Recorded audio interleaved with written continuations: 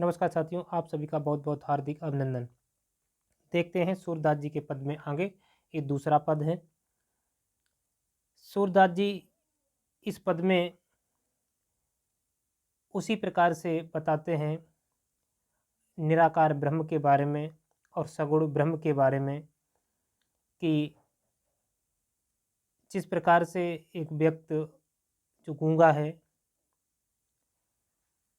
उस गूंगे व्यक्ति को अगर तुम फल दे दो तो वो फल तो खा लेगा, उसका स्वाद भी चख लेगा, जिसे उसे प्रकट नहीं कर सकता है।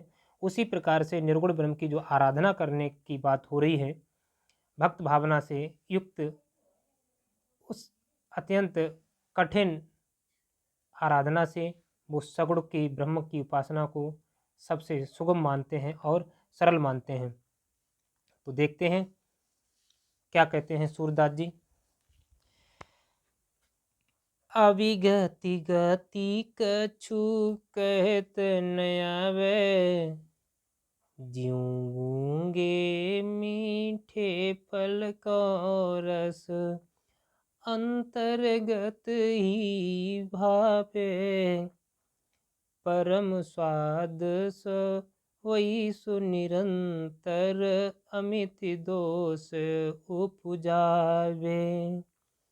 मन बानी को अगम अगोचर, सो जाने जो पावे, रूप रेख गुण जाति जुगत बिन, निरालंब कित धावे, सब विद अगम विचरहि ताते, सुर सुगन पद गावे, अभिगति गति कछु कहत न आवे।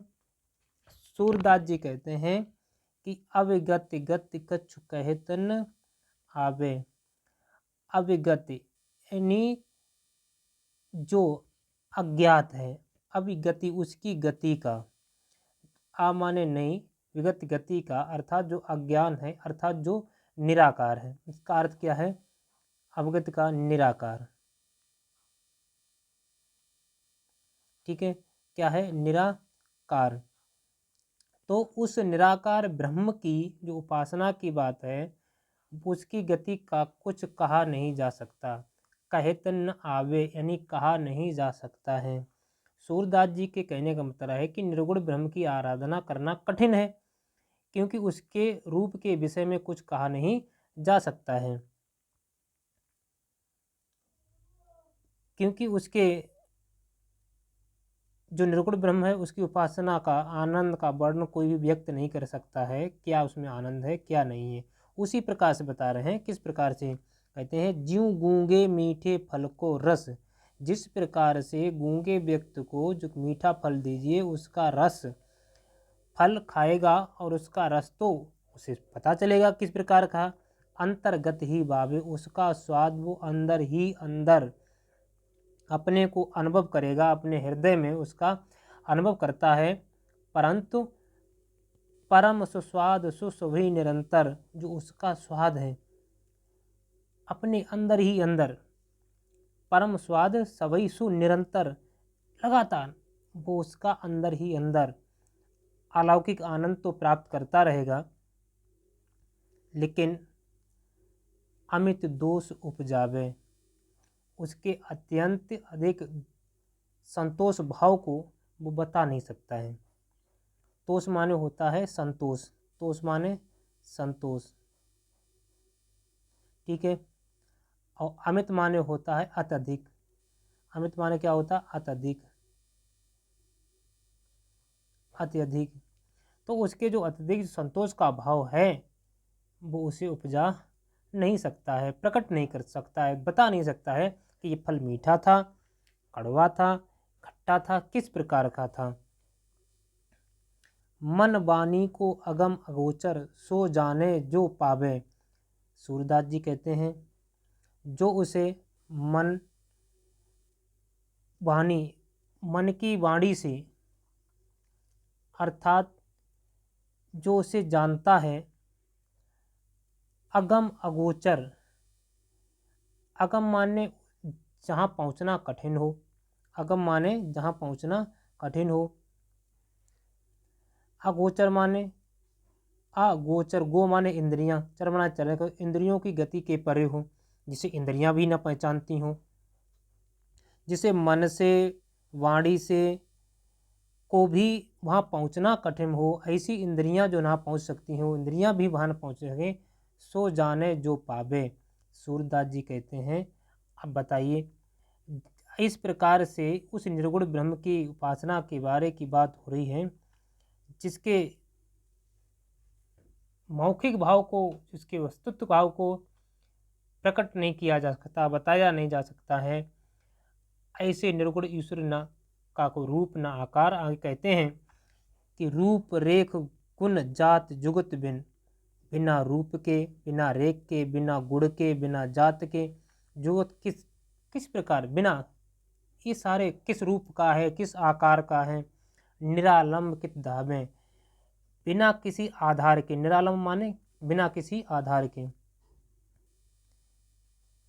बिना किसी आधार के किधर भटकते फिरें, कहाँ ढूंढते फिरें, जिसका कोई आधार हो, जिसका कोई अस्तित्व हो, जिसकी कोई रूप हो, जिसकी कोई जात हो, तो सही है कि भाई वो फलाना व्यक्ति ऐसा है, इस प्रकार का है, लेकिन सूरदास जी कहते हैं उसके बारे में तो कुछ भी कहा नहीं जा सकता निर्गुण ब्रह्म के बारे में। तो इसलिए सूरदास जी कहते हैं हमने सब विध, सब प्रकार से सोच और समझ करके, उसका अस्तित्व जान करके, सब विध अगम विचारें ताते, सूर सगुन पद गामें।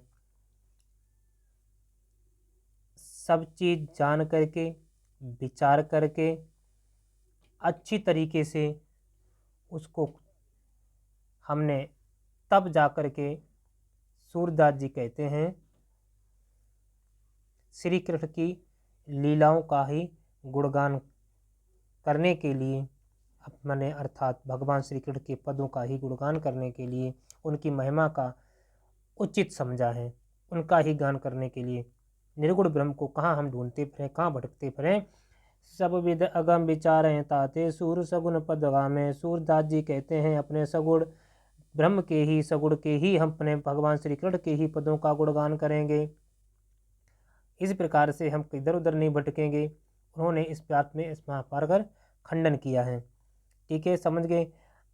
जिस प्रकार से आपको पहले पद में हमने ये सारी चीज़ें बताई थी कि इसमें कौन सा अलंकार है, वो भी इसमें बता देते हैं कि इसमें कौन कौन सा अलंकार है। तो इसमें अगम, अगोचर और मन वाणी में, अगम अगोचर में और मन, अगम अगोचर है, अवगत नहीं यहाँ से हटिए, अगम अगोचर मन वाणी दोनों अस्तित्व में, अगम अगोचर और मन वाणी में क्रमशः इसमें आ और इसमें आ, ठीक है, इसमें आ और इसमें भी आ आया है। और उसके बाद गा और गा दोनों में क्रम से हैं, ठीक है, और इसमें ना, इसमें ना शब्द आया। तो देखिए यहाँ पे क्या है, अनुप्रास अलंकार है। क्या है? अनुप्रास। अनुप्रास अलंकार क्यों है? क्योंकि जहाँ पर जिस अक्षर की एक से अधिक बार आवृत्ति हो जाए क्रम से, तो वहाँ पर अनुप्रास अलंकार होता है। अनुप्रास अलंकार की परिभाषा ये कहती है कि जहाँ पर एक से अधिक बार क्रम से जो अक्षर आ जाए तो वहाँ पर अनुप्रास अलंकार होता है। दृष्टांत अलंकार भी है, क्योंकि ज्यों गूंगे मीठे फल में उदाहरण, अर्थात मीठे फल में माध्यम भाव माना गया है, तो इसमें दृष्टांत अलंकार भी है। ठीक है, कौन सा और है? दृष्टांत। अगर इसमें पूछा जाए कौन सा अलंकार है और इसमें पूछा गया तो आप अनुप्रास लिखेंगे। ज्यों गूंगे मीठे फल का रस अंतर्गत ही भाव है, इसमें पूछा जाए तो दृष्टांत अलंकार आप लिखेंगे। भाव सामान्य भी है और उसके बाद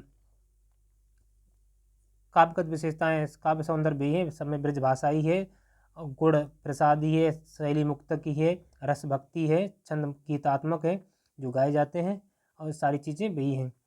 ठीक है, इसी के साथ मिलते हैं अगले वीडियो में। तब तक के लिए जय हिंद, जय भारत।